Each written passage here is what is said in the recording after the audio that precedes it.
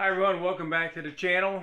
And today I'm going to show you how to remove this axle shaft out of your 2018 and newer JL or JT.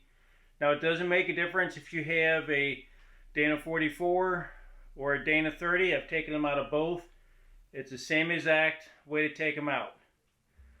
So follow along and I'll show you how to get this out of here and the tools you're going to need. Let's jump in. Now a couple things you're going to need: 36 millimeter for the axle nut. Now with this being out, getting ready for the trusses, it's a good time to show you everything. Now you're going to need a 13 millimeter to take off your calipers. Now when I'm on the road, I generally use multi-points. They come in big for just this purpose right here. Bolts that hold on to hubs will only take multi-points. Alright, so you're going to need a number 13 for that. You're going to need a little T30. And I'm not sure, but I think that's the same tool that's part of your Jeep kit. You'll have to take the screw out. Now one thing I always suggest, if you're out, a drain pan like this, you can stuff all kinds of stuff in it so it won't take up much room in your rig. But when you're on the trail or somewhere and you gotta tear something apart like this, or you have a leak, drain pan works good. Some of this stuff, if it's the first time it's been apart, it may be a little bit difficult to get apart, depending on how much you've been banging on it.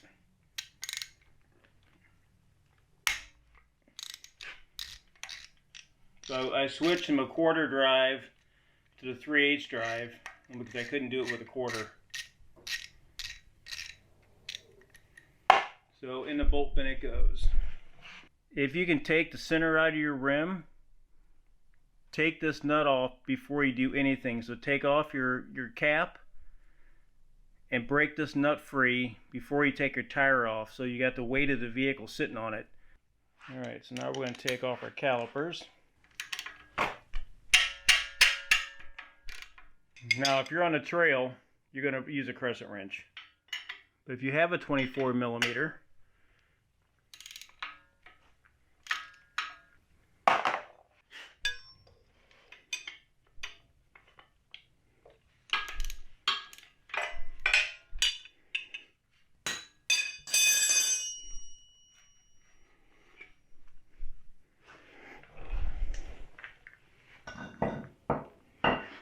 so we bought this set of axles off of a gentleman who put a set of 60s under a two-door. These only had about 30,000 miles on them. Ours now have 80. Alright, next we got to take off these two big bolts here. Alright, so that's a 21. Now it's obviously a little different when you're doing this outside your vehicle. When it's all bolted together in your Jeep, getting these loose is pretty easy. You're still going to need a breaker bar or something.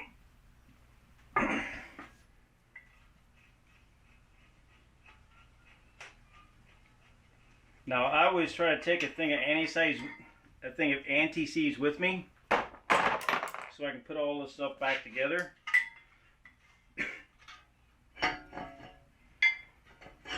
So there's the rotor. This doesn't have the sensor on it. It's been taken off. You'll have to take this screw out and pull your sensor out. Okay, alright, so with the wheel on, you don't have to go through this. Just leave the wheel down, keep the lug nuts on.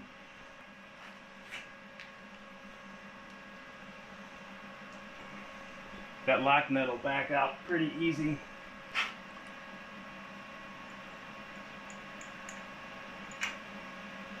A mistake I made the first time I did this is I took everything off, left this for last, but the wheel was off. Then I had to put the wheel back on. Alright, next is where the multi-point comes in. The multi-point will fit the bolts you got to take out. 6 points won't work for this.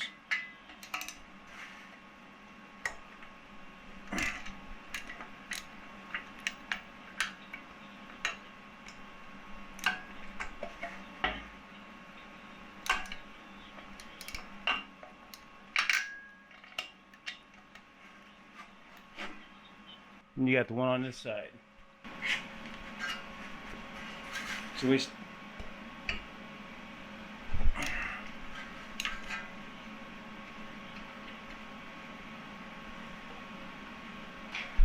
So I know that this thing's going to take a lot to get off.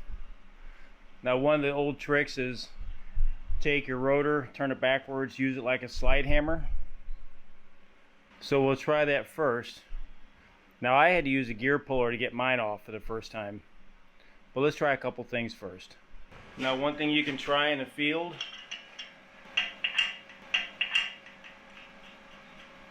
give yourself plenty of room. So just make sure that your sensor's out. Now, sometimes if you get lucky, you can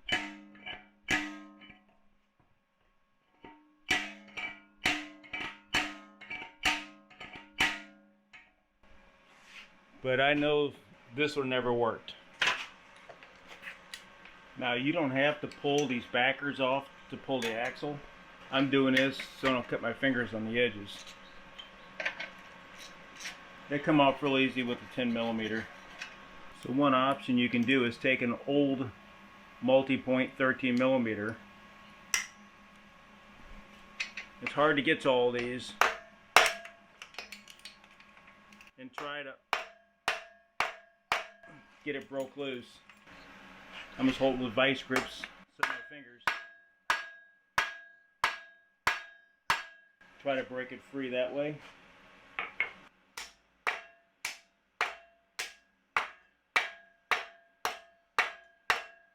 So maybe with an extension you can really lay into that. It's starting to move, but that thing's got to come out an inch. So it's something I carry when I'm on the road. There's a hydraulic gear puller. It's fairly inexpensive for Harbor Freight, and it'll pop that hub right out. And you can use it on so many other places when you're on the road. But you can use a standard gear puller as well. You can rent those from O'Reilly's or AutoZone. At least get one, even if it's not hydraulic, get a regular one.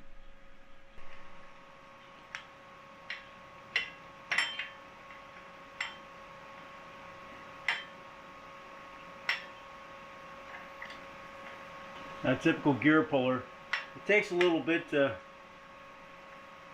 get it on.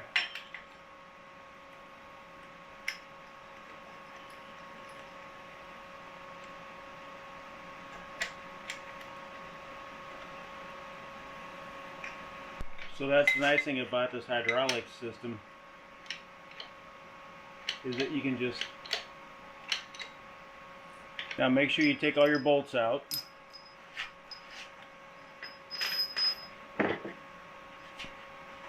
And it works just like a bottle jack.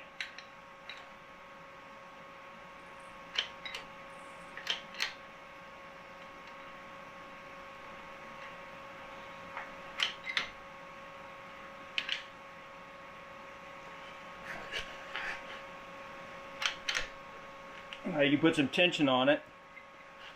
And if you have a hammer, just a light tap.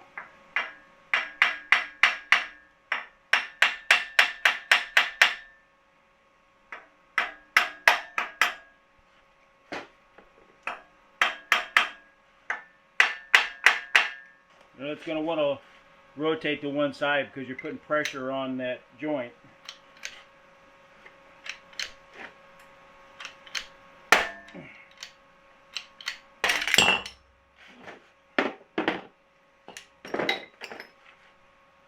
So what happens is that steel bearing corrodes into that knuckle. So I'd almost advise taking these off your vehicle, putting a little anti-seize on there, and then I think you could probably just tap on the back of the screws with the socket and it'll come right off. But I had a fair amount of pressure on that puller.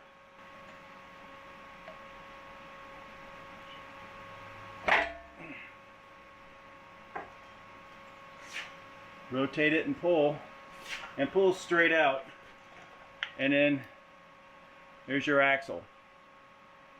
Now if you're on a trail, they'll stuff a rag in here. Now when you go to reinstall this, make sure it's well oiled, especially down here where your seals are at. Don't rotate it, try to slide it straight in. So the axle itself, when it goes in, this end goes in the FAD, so this is the passenger side. So that'll go into the FAD. It'll, on the other side, it'll go all the way into the differential. Alright, so that was removing your axles out of a, in this case it's a Dana 44, out of a 2018 and newer, whether it be JL or JT. And it'll be the same whether you're on a Dana 44 or the Dana 30. I've had them both apart now and they're both the same. Make sure you have your multi-point socket with you to take those bolts out of the back that holds the hub into that knuckle. And I would suggest getting that hydraulic puller or some kind of puller, because I don't think you're getting that knuckle out of there on the trail. Now if you've had it out, make sure you put some anti-seize on it, and I'll leave a link for that in the descriptions. It's probably a good idea to pull that hub out if you're doing a lot of wheeling, anti-seize it and stick it back in. So make sure you pull out that sensor so you don't break it. And if you enjoy this type of stuff, check out some of our other videos where we work on other parts of the Jeep and some of our fab work.